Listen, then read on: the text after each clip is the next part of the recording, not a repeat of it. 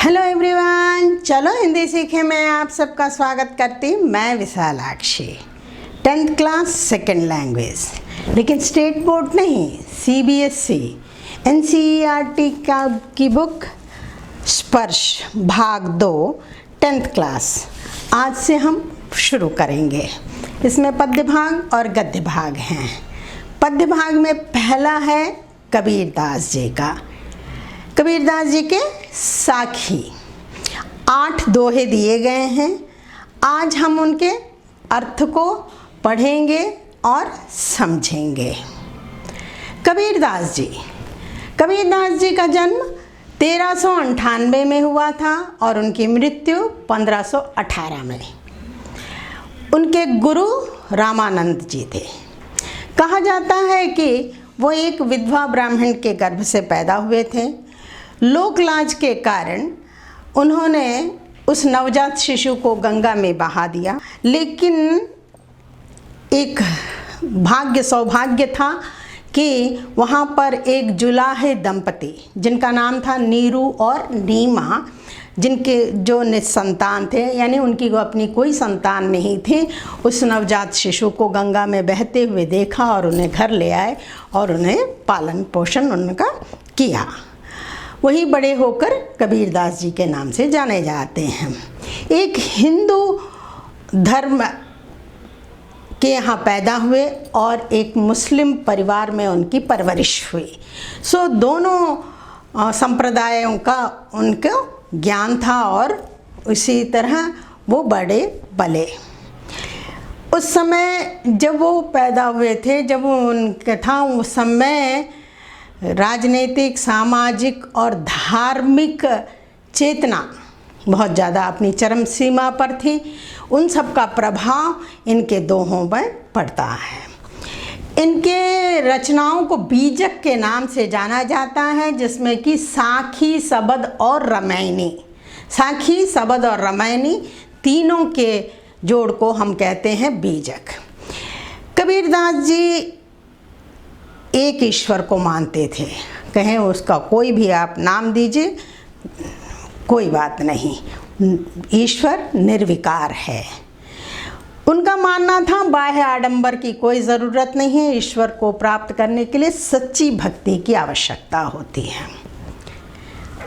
उन्होंने समाज में जन चेतना लाया, जन भावना को उन्होंने समझा। वो प्रत्यक्ष रूप से वो भ्रमण करते थे, यानी यहाँ इधर उधर घूमते थे और प्रत्यक्ष ज्ञान को उन्होंने प्राप्त किया और उसी प्रत्यक्ष ज्ञान को जो है उन्होंने अपने रचनाओं में दिया है, जो हर समय हमें अच्छी और सच्ची लगती हैं।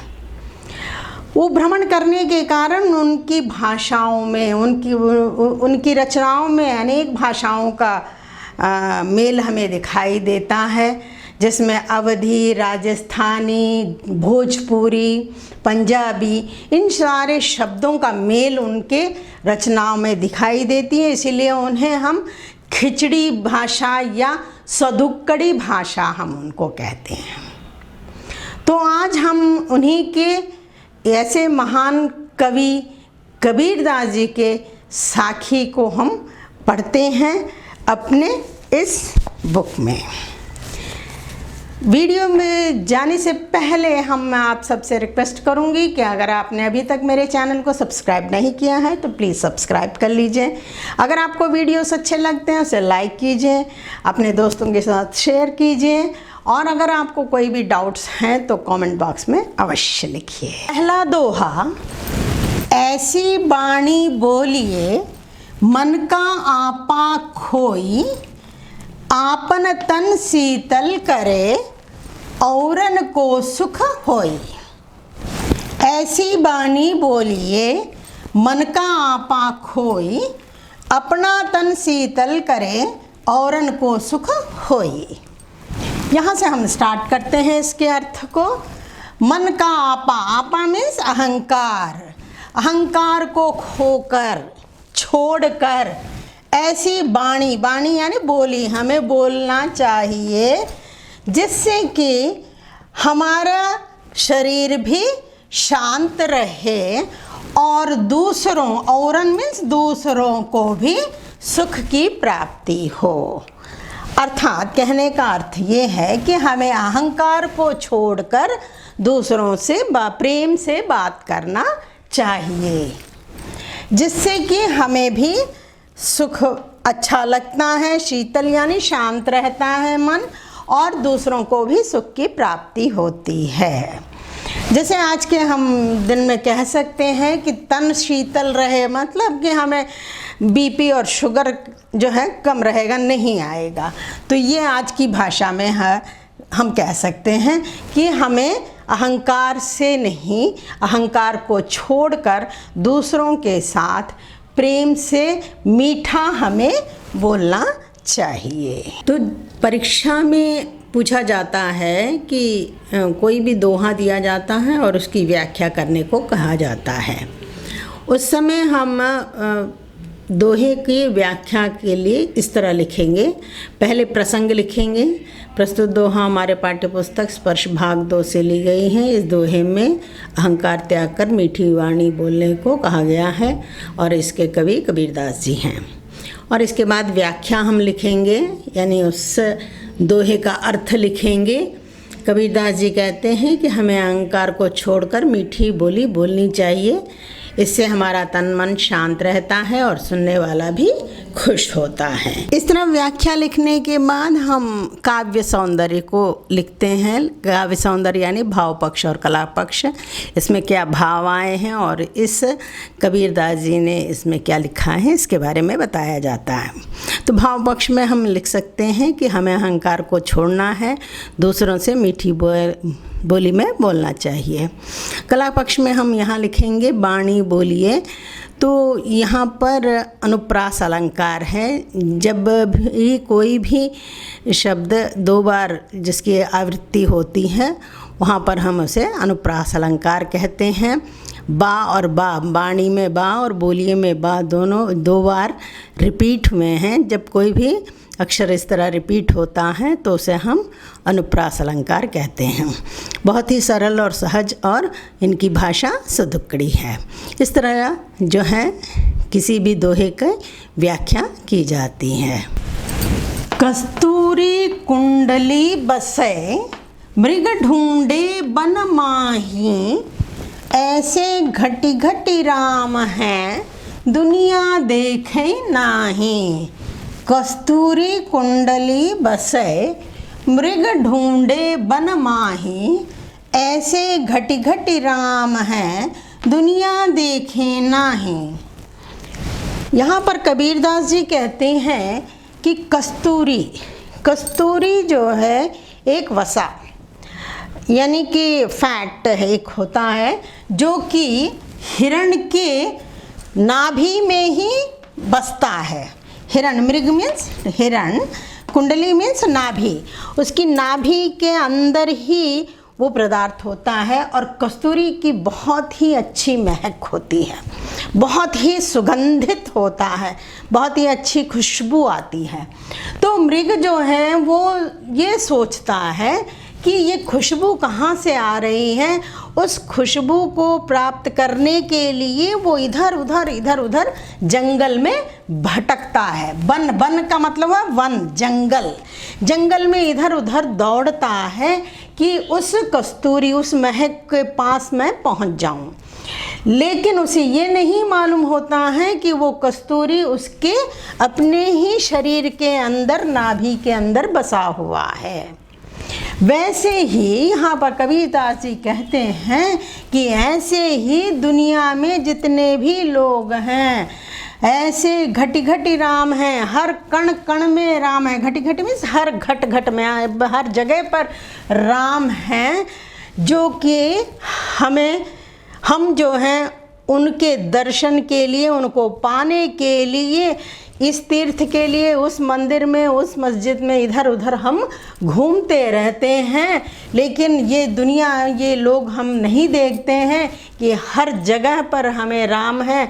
उन्हें सच्ची आस्था के साथ अगर हम उन्हें पुकारें तो वो अवश्य हमारे पास पहुंच जाएंगे। तो यहाँ पर एक उदाहरण के द्वारा यहाँ पर कबीरदास जी ने बताने की कोशिश की है कि भगवान हर जगह व्याप्त हैं, उन्हें प्राप्त करने के लिए हमें इधर उधर भटकने की आवश्यकता नहीं है। जिस प्रकार की हिरण जो है उसके नाभि, उसके शरीर के अंदर ही, नाभि के अंदर ही बसे उस कस्तूरी की महक को ढूंढने के लिए पूरे वन में इधर उधर घूमता रहता है। अब दूसरे दोहे की हम व्याख्या देखते हैं। प्रसंग वैसे नॉर्मली जो है सब में एक जैसा ही होगा। यह दोहा हमारे पाठ्य पुस्तक स्पर्श भाग 2 से ली गई है। इसके कवि कबीरदास जी हैं। इसमें बताया गया है कि भगवान को प्राप्त करने के लिए हमें इधर उधर भटकने की ज़रूरत नहीं है। व्याख्या कबीरदास जी कहते हैं कि कस्तूरी जो सुगंधित वसा जो कि हिरण की नाभि में ही रहता है, लेकिन इससे अनजान हिरण उस सुगंध से प्रभावित होकर जंगल में इधर उधर भटकता है। उसी प्रकार भगवान भी हर कण कण में निवास करता, हर मनुष्य के हृदय में बसता है, लेकिन दुनिया के सभी लोग ईश्वर को पाने के लिए इधर उधर भटकते रहते हैं। और इसी तरह हम जो है इसमें भाव पक्ष और कला पक्ष को भी लिखेंगे कि भगवान हर जगह व्याप्त हैं, हम में सच्ची भक्ति होनी चाहिए। कला पक्ष में वही है कस्तूरी और कुंडली का और का की आवृत्ति हुई है, दुनिया देखे में दा की आवृत्ति हुई है। तो दोनों ही अनुप्रास अलंकार हैं। बहुत ही सरल उदाहरण के द्वारा इसे समझाया गया है। नाउ थर्ड वन, जब मैं था तब हरि नहीं, अब हरि है मैं नहीं, सब अंधियारा मिट गया, जब दीपक देखया माही। जब मैं था तब हरि नहीं, अब हरि है मैं नहीं, सब अंधियारा मिट गया, जब दीपक देखया माही। यहाँ मैं से मतलब है अहंकार। जब तक हमारा मन में अहंकार होता है हमें भगवान की प्राप्ति नहीं होती, भगवान नहीं आते। जब भगवान हमारे साथ हों तो अहंकार नहीं होता है। कहने का मतलब एक ही हुआ कि जब तक हमारे पास अहंकार है हमें भगवान के दर्शन या भगवान हमारे साथ नहीं रहेंगे, और जब हमारे साथ भगवान रहेंगे तो इसका अर्थ है कि अहंकार नहीं है। और ये कैसे मिटा? सब अंधियारा मिट गया। जब है अज्ञान मिट जाता है, अंधेरा का, अंधियारा मीन्स अंधेरा वैसे तो शाब्दिक अर्थ है, लेकिन यहाँ पर उसका इनर मीनिंग है अज्ञान से। जो अज्ञान मिट जाता है, कैसे अज्ञान मिट जाएगा? दीपक, दीपक का मतलब यहाँ पर किससे है? ज्ञान से है। जब हमने ज्ञान की प्राप्ति की तो अंधेरा हमारा ज्ञान मिट गया और हमने अहंकार को छोड़ दिया। कहने का मतलब यहीं पर है कि ज्ञान की प्राप्ति, ज्ञान मिलने पर जो है हमें अज्ञान निकल जाता है। दीपक जलाने से जिस प्रकार अंधेरा निकल जाता है और ज्ञान की ज्योति जलाएंगे तो ज्ञान की ज्योति किस तरह जलेगी? जब अहंकार युक्त नहीं रहेंगे, जब अहंकार को निकाल देंगे। यही हम यहाँ पर कबीरदास जी हमें बताना चाहते हैं। अब हम तीसरे दोहे की व्याख्या को देखते हैं। प्रसंग वैसे ही लिखा जाता है, अहंकार रहित ज्ञान को प्राप्त करना हमारे जीवन का उद्देश्य होना चाहिए। व्याख्या कबीरदास जी कहते हैं, मैं अर्थात अहंकार रहता है तब हमें ईश्वर की प्राप्ति नहीं होती, और जब ईश्वर मिल जाते हैं तो अहंकार नहीं होता। दीपक को देखते ही जिस तरह अंधेरा मिट जाता है उसी प्रकार ज्ञान को पा लेने से अज्ञान मिट जाता है। भाव पक्ष ज्ञान और अहंकार को मिटा देना चाहिए। भाषा कला पक्ष में हम यहाँ पर भोजपुरी और राजस्थानी शब्दों का प्रयोग हुआ है। इसके साथ ही अगर आपको और भी कुछ अच्छे दिखते हैं तो उसको आप भाव पक्ष और कला पक्ष के अंतर्गत लिख सकते हैं। फोर्थ वन, सुखिया सब संसार है, खाए और सोवे, दुखिया दास कबीर हैं, जागे और रोवे। सुखिया सब संसार है, खाए और सोवे, दुखिया दास कबीर है, जागे और रोवे। कबीरदास जी कहते हैं कि जो कि इस संसार में जो व्यक्ति वो खा रहा है और सो रहा है, उसे किसी बात की कोई चिंता नहीं है, वो सुखी है। और जो कबीरदास जी यहाँ पे कह रहे हैं, कबीर यानी वो अपने स्वयं के लिए कहे हैं, वो दुखी हैं, जाग रहे हैं और रो रहे हैं। किस लिए? दूसरों के लिए। दूसरों के लिए यहाँ पर दो अर्थों में आ सकता है। एक तो है कि भगवान की प्राप्ति के लिए कह सकते हैं, या समाज सेवा के, जो समाज की सेवा या किसी की सहायता करने के लिए आता है, वो जागता है, उसके लिए जागता है, उसके लिए दुखी होता है। रोने का मतलब यहाँ आंसू बहाना नहीं, दुखी है, उसको ऊपर लाने की, उसको उसकी सेवा करने के लिए वो है। और जो किसी की परवाह ही नहीं करता, वो कहता है, कबीरदास जी कहते हैं, संसार में वो बहुत ज़्यादा सुखी है, उसका काम है सिर्फ खाना और सोना। खाना और सोने के अलावा वो किसी की चिंता ही नहीं करता, कुछ काम ही नहीं करता। लेकिन कबीरदास जी का कहना है कि हमें दूसरों के लिए जो है जगना और उनके दुखी में कि दुख में सहायता करना ही बहुत ज़रूरी है। तो दुखिया दास कबीर हैं, जागे और रोवे, इस अर्थ में भी हम ले सकते हैं, क्योंकि उस समय या आज की परिस्थिति में भी यही लागू होता है। लेकिन अगर ये कहें कि कबीरदास जी कहते हैं कि भगवान की प्राप्ति के लिए वो जग रहे हैं और उन्हें प्राप्त के लिए वो रो रहे हैं, तो ये आध्यात्मिकता और सामाजिकता दोनों से संबंधित इस दोहे में हम ये दोनों अर्थों में ये हमें दिखाई देता है। खाए खाना, सोवे सोना, अरु मीन्स और, रोवे का मतलब हुआ रोना। ये है चार साखियाँ। चौथे दोहे का व्याख्या को हम देखते हैं। इसमें लिखा है कि समाज के प्रति जागरूकता और आध्यात्मिक भाव को दर्शाया गया है। कबीरदास जी कहते हैं, संसार में सुखी व्यक्ति खाता और सोता है, उसे किसी प्रकार की कोई परवाह नहीं होती है। लेकिन दुनिया दुखी कबीर जाग और रो रहे हैं। कहने का मतलब यह है कि समाज की अव्यवस्था को देखकर वो बहुत ही दुखी हैं और उसके प्रति वो जाग कर दुखी कुछ करना चाहते हैं। भाव पक्ष में हम लिख सकते हैं, समाज के प्रति हमें भी जागरूक रहना चाहिए, तभी हमें ईश्वर की प्राप्ति हो सकती है। कर्तव्य पारायण होना ज़रूरी है। और कला पक्ष में बहुत ही सरल और सहज भाषा का प्रयोग किया गया है। आज के लिए बस इतना ही। अगले वीडियो में बाकी चार हम पढ़ेंगे। अगर आपको मेरे वीडियोस पसंद आते हैं तो उसे लाइक कीजिए, शेयर कीजिए, और अभी तक अगर मेरे चैनल को सब्सक्राइब नहीं किया है तो प्लीज़ सब्सक्राइब कीजिए और बेल आइकन को दबाना मत भूलिए, ताकि नोटिफिकेशन आपको समय पर पहुंच सके। धन्यवाद।